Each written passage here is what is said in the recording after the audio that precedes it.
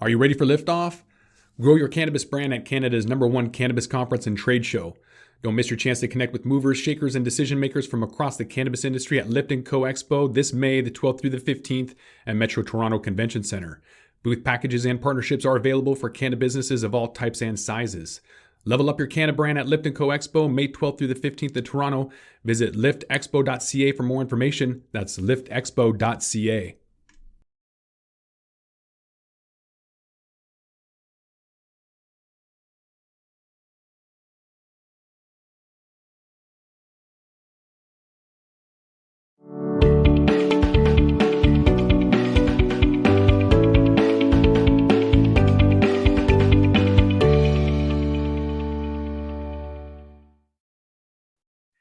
All right, welcome back to the final half hour of another Friday afternoon edition of Green Rush Live. I'm Jimmy Young from Pro Cannabis Media. I'm joined by Josh Kincaid, who's a regular contributor to our weekly news show that is live streamed right after this live program at 6 o'clock-ish. And Josh is our Washington state correspondent. We have about 10 other state correspondents now, including one from Europe. And I'm really proud of the fact that people like Josh are willing to give however long it takes you, Josh, to put your report together every week. I know some it takes hours and others it doesn't take more than 90 seconds. So I appreciate the effort that you put in, and you've been an added addition to our coast to coast effort here on Pro Cannabis Media. So I'm on record of saying thank you. Yeah, happy to be on, man. Happy Friday.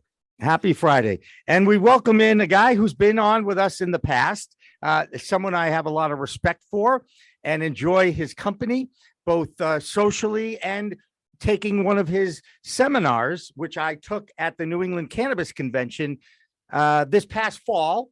Got me out of bed on a Saturday at about 8 a.m. and I got into Boston in time to make it to the seminar. And I still say that was an invigorating experience. David Cunic from U.C.S. Advisors. David, great to see you again. Thanks for having me today, Jimmy. Appreciate it. And so it was great to be on. And yes, the seminar, you were there, and the fact that you stayed the entire time means we're doing something right. Yeah, no, I thought it was entertaining. You kept it moving. It was a dog and pony show with you and Chris. I'll be perfectly honest, but you have to be somewhat of an entertainer when you have a live audience, if you will, of people in front of you, right? Exactly. Well said. All right. So you are a doctor of physical therapy, if I remember correctly, right? Yep, and a doctor of also healthcare management as well too. I have a prescription in my pocket. I just want you to know I'm going to find a physical therapist now to take care of this aging body of mine, but we don't want to get into that. I want to continue to talk about cannabis. We have Kim Real from Azuka and Chef Nikki Escoto. I got it right. With us as well. But David, I want to get your impressions about where we are at now with the end of prohibition movement that continues to evolve here in the United States. You're in New Jersey, if I remember correctly, right? I have offices in New Jersey and also Portland, Maine. And I used to have one in Las Vegas as well too. That's right. And I had cannabis companies in Oregon, Colorado, Nevada, Michigan, and also Maine. All right. So the question I'm going to ask you right off the bat, New York is now moving towards an adult use market. You know, there's ridiculous amounts of predictions for the New York market, perhaps equaling the California market in 5 years. Has the New York law that they voted in and are starting to do regulations, did they get it right in that state? So ironically, I was in New York City last night, and there was more cannabis shops popping up and more people walking the streets saying, "Hey, I have the best weed here. Buy my weed. You want a joint? You want this? You want that?" And ironically, the people that parked the car behind me bought some cannabis and started rolling right in their car. And I started laughing. And they're like, "What's so funny?" And I'm like, "Because how long did it take for this to happen?" But to answer your question directly, it's really too soon to tell. And I know it sounds like a very political answer, but if we look at New York, New Jersey, it's such a conundrum and how they're still trying to actually figure out the rules and regulations. And the one state I like to use a lot is Michigan, because Michigan had the most amount of medical patients. So they had a good system in place. So when it went recreational, they had a lot of the rules and regulations in place. New York State doesn't have that much of have a bunch of medical patients, nor did New Jersey really. So you're still figuring out the rules and regulations, and you're still figuring out, how to keep the rec program separate from the medical program. I've gone on numerous shows, and Jimmy, you've heard me say this before. I personally think all 50 states should get medical cannabis. Then we can worry about the recreational. But when going back and forth, that's where you have a big mix on how to use this medicine, how to implement it, and really figure out the rules and regs. So, it's going to be very, very interesting overall to see how this rolls out. I think we're going to have numerous delays in New York, just like in New Jersey or like any other state. So, Kim, you're in New Mexico. Can you walk me through, how it evolved there? I know somewhat what happened there. Was it legislature or a ballot question? So it was legislative. So New Mexico passed a medical program in 2008, a Compassionate Care Act, and has had a pretty robust medical program in place since then. And then last year, in 2021, the legislature passed adult use in a special session called by our governor. And adult use comes online April 1st. So New Mexico had a fairly robust medical system in place, and then a very aggressive regulation writing process for adult use to be able to come online so quickly. So adult use will come online in New Mexico April 1st. There is a scramble, but I think the state is as ready as any state that makes that transition is. Yeah, I think it's going to be great. And, in New York, I'll add to your comments on the New York legislation, because we have, we're kind of New York and New Mexico based. And it was interesting to me that those are our two operating headquarters. And New York and New Mexico adopted adult use a day away from each other first quarter of last year, which is, I always personally took credit for that. But I think the one thing that I would say about the New York legislation that I think they really did get right was the emphasis on social equity and social justice. And in particular, what I like about the New York statute, the regs aren't all written yet, obviously, but the way they are forcing a flat industry in New York adult use, meaning like for their social consumption, their social consumption statute requires that one licensee can have no more than 3 licenses. So meaning you're not going to have like a Starbucks of social consumption in New York, right? You're going to have smaller entrepreneurs. I think it's going to really unleash a lot of creativity at the social consumption level. So I think a lot of the ways they wrote that legislation to flatten the industry and give smaller entrepreneurs an opportunity to get into this space. I think you probably all saw the announcement that came out last night on New York about the preference for licensees who have a past criminal conviction. Like Right. that, this is some pretty groundbreaking news for the industry. So lots of interesting stuff going on. It is, Kim, and I just want to add though, and maybe I'm a little jaded being in this industry for over a decade. On paper, I agree, but I've seen too many other states and too many other companies figure out workarounds and people trying to hustle the system. So in theory, Kim, you're spot on. And maybe I'm not trying to be a Debbie Downer here, but let's see really how it's implemented and really what happens. Because the other thing is too, let's look at Connecticut. Connecticut, I believe for their social equity, it's $3 million for the license. The largest ever in the U.S. for a social equity license. That's mind blowing, right? So that's where I think it's gonna be kind of interesting to see what happens overall. But you make some great points, Kim. Yeah. Let me ask him one more question about New Mexico.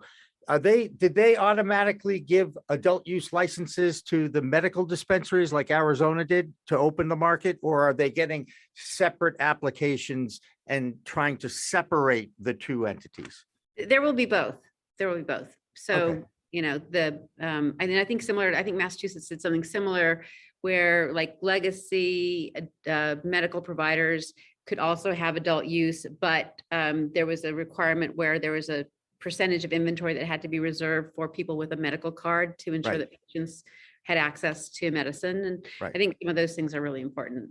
Yeah, and totally. And people do forget that this really is a medicinal product. It interacts with your endocannabinoid system that's inside every mammal. And and it affects everybody differently. I think I don't know if it was one of you guys, we talked about sativa versus indica. That's now being debunked, right? Because it isn't about sativa or indica as much as it is about the terpenes that steer the cannabinoids. Am I accurate there? David, you're going, yeah. It's a fair assumption to say. Yeah. Chef Nikki, you find that out too? Yeah, for sure. Definitely different profiles have different effects towards them. And, you know, just like any other smell for people, like if you're into a certain smell, usually if a strain smells that way, that's usually the one for you as well. To me, it all smells good. I'm sorry. I'm not very discerning. What can I tell you guys? I have it, you know, and that's one of the reasons why I'm leaving my body to science. I don't know when that's going to happen, but I'm going to list all the things I took over 40, 50 years of usage and share that with the science community. And I have no problem if they want to dissect me like I did that frog in 10th grade. Josh, what's going on in Washington State? You guys have had the reputation of being one of the early adapters to legal cannabis. And yet I hear things about the state that they're not really, it's not as fair as I thought it would be at this point in time of their maturity. Two things I think that are keeping investors out of the Washington State market is the limited ability for ownership. You can only have 10%. It's capped. And then it's anything over that is requires you to have residency. So you need to live here for 6 months in order to own anything more than that. So that obviously right off the bat is going to be a huge deterrent for people. And then not being vertically integrated. So you have to either pick, are you going to do retail or are you going to grow and or have a brand? And, you know, like Dr. David mentioned, being jaded in the industry happens when you've been in it too long, or you have the experience that we do, seeing folks that have first mover advantages in Washington State that have a heart, the license, they sold that to an Arizona-based company, an MSO, Harvest Health, maybe. Mm-hmm. So whoever they sold it to, they took the money, they went to California, they bought, they worked in partnership with a social equity applicant. They ended up going to a business partner of the social equity applicant, paid them off, got the license, and then sold it. Very, very shady. And the person holding the license had no idea that his business partner sold it from right out from underneath him. So it does kind of bring up some questions about like, where is that investment focus, knowing that there's limited license states? Because just like New Mexico being legislative, it's not hippies on the street saying, hey, let's sign this because we want it. It's saying, no, legislators, the bureaucrats are getting the message from lobbyists saying, make this a limited license state so that we have a lot of opportunities to make a lot of money. And that's where a lot of investment focus is coming at. So Dr. David, you're going to be at a couple events coming up. You're going to be at MJ Impact in the fall in New York. Yep. You're going to Northeast Can. Why are you going to those events, and where is the investment focus? Are we seeing grows or brands or retail, or is it delivery?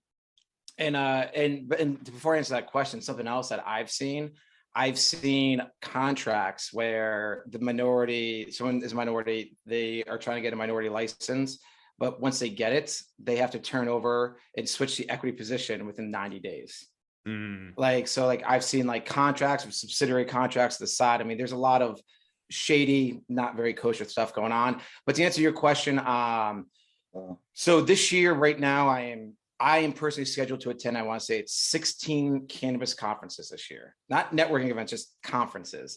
So the reason why I go like to NECANN Boston is one, just New England is at its infancy stage compared to the West Coast.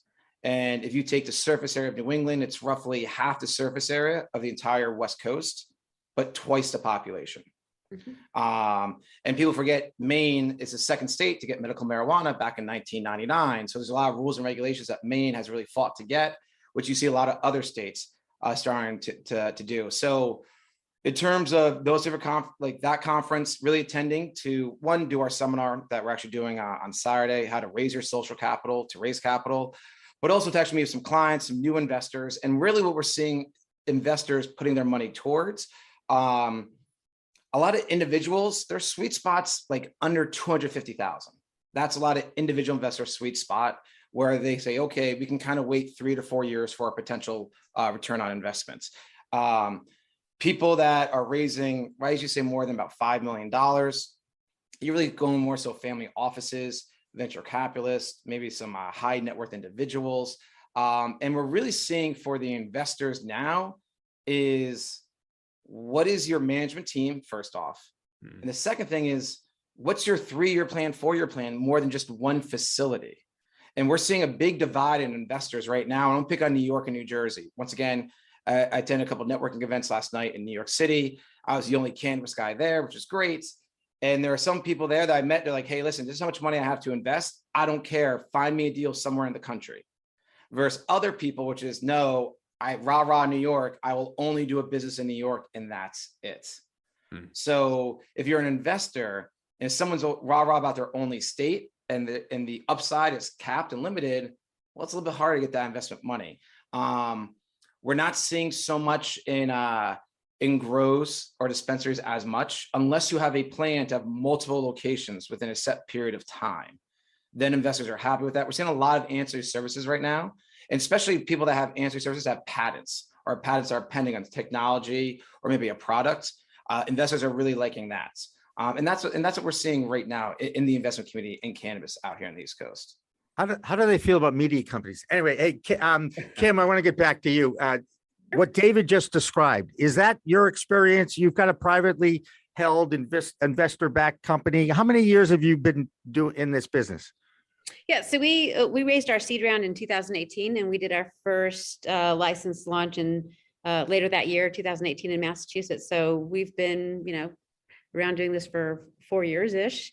And we are a technology-focused, innovation-focused company. So we're all about creating and licensing our intellectual property. So send them our way. We're actually not raising money right now.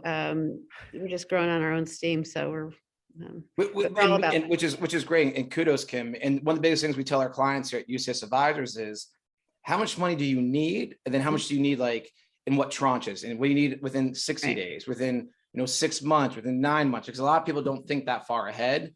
And I see you shaking your head because you're like, yeah, because that happens all the time. So I'm shaking my head. I'm a recovering venture capitalist. So I spent most of my career investing in high-tech startup companies, and then sort of, ended up in the cannabis world. And that's just, mind blowing as with my investor hat on. So. Right.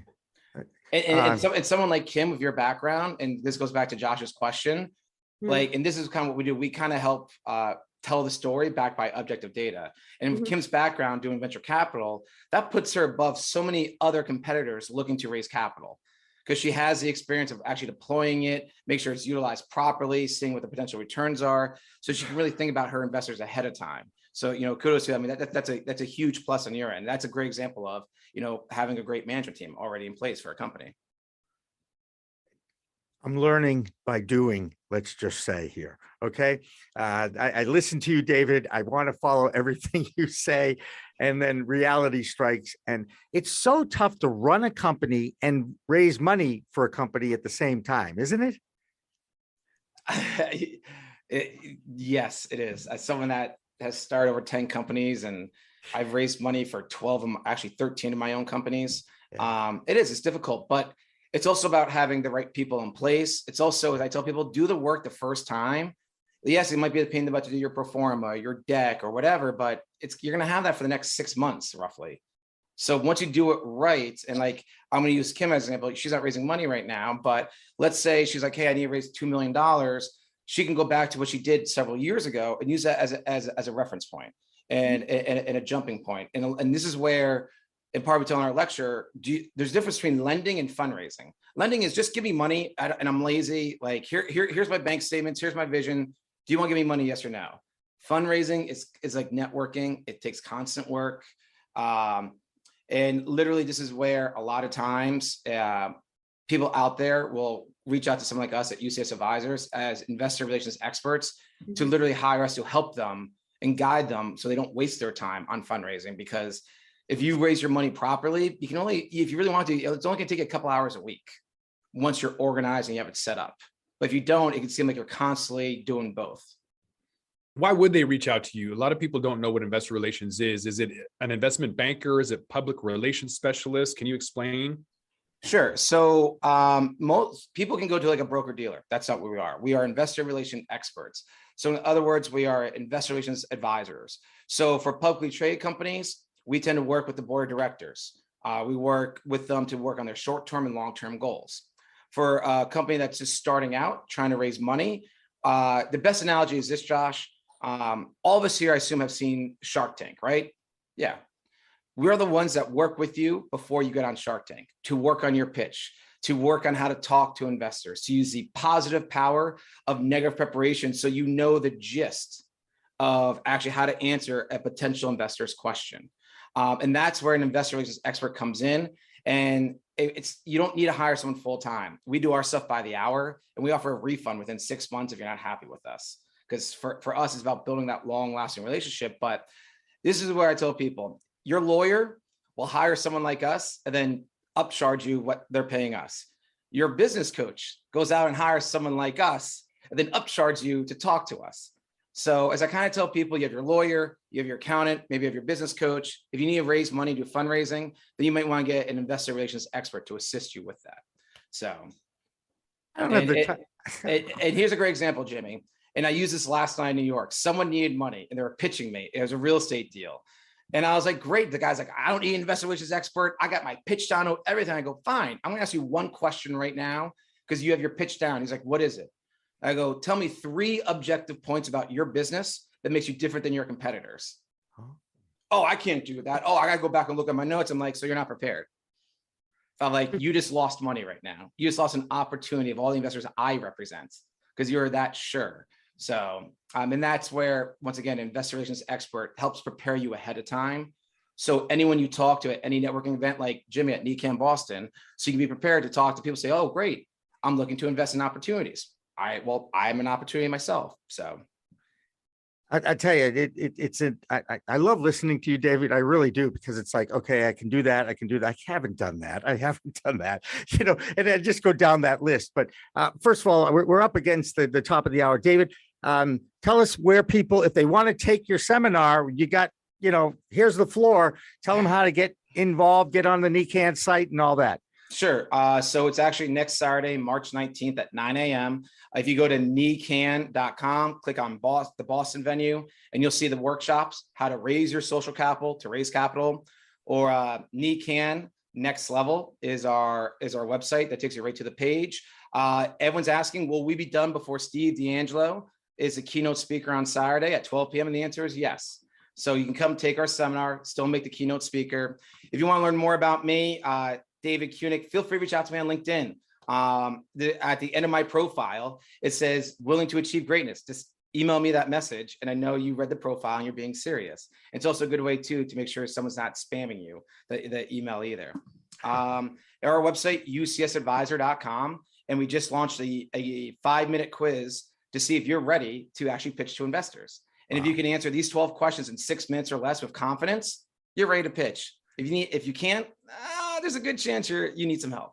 That sounds like a challenge. I gotta go do that now. Yeah, that's pretty cool. I'm being full disclosure though, Kim. The website designer did not make the questions super dark, so in the process of fixing that as we speak. But yeah, I tell people do that quiz. It's 6 minutes, and people that have pitched are like, oh, 6 minutes, that's easy. People have not pitched like, oh my God, I can't do all this in 6 minutes. Like, well, you need to tweak things, Ed.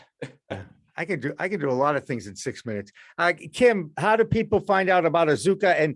And go ahead, name a few dispensaries in the Massachusetts area, because we do have some followers here. Yeah, azukatime.com is our website, and you can sort of click in and get in touch with all of us.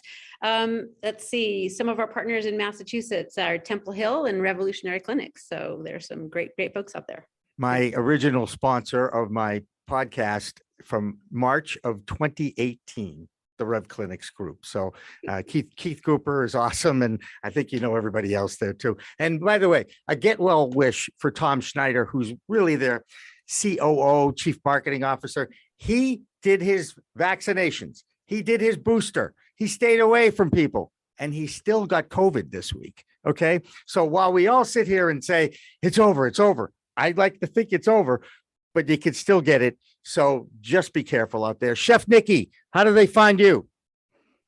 So my website, KITHCEN.co, not .com. You can find out a bunch of information there. Also on my LinkedIn profile, Nicholas Escoto. Also on Instagram, Facebook, TikTok, and I'm doing a event on April 2nd and infused invite only. If you want to find out any ways to get on that list, just DM me on any of the social platforms.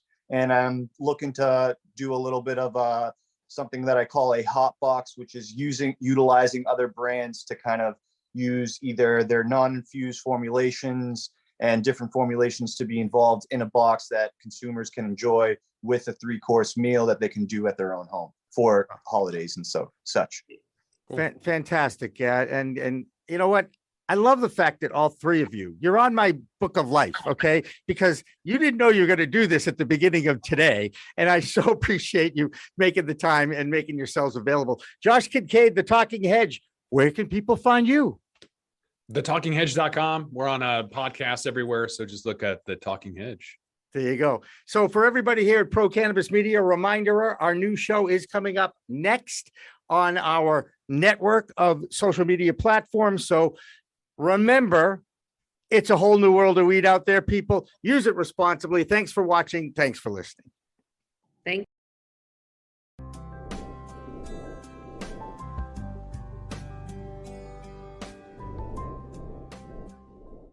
Pro Cannabis Media programming is available live and on demand on our Facebook page at Pro Canna Media, on Instagram at Pro Cannabis Media, on LinkedIn also at Pro Cannabis Media, on YouTube and YouTube Live on Pro Cannabis Media, Twitter at Pro Canna Media, and on twitch.tv/Pro Cannabis Media. So like, share, and subscribe to all of our content, newsletters, and shows live or on demand.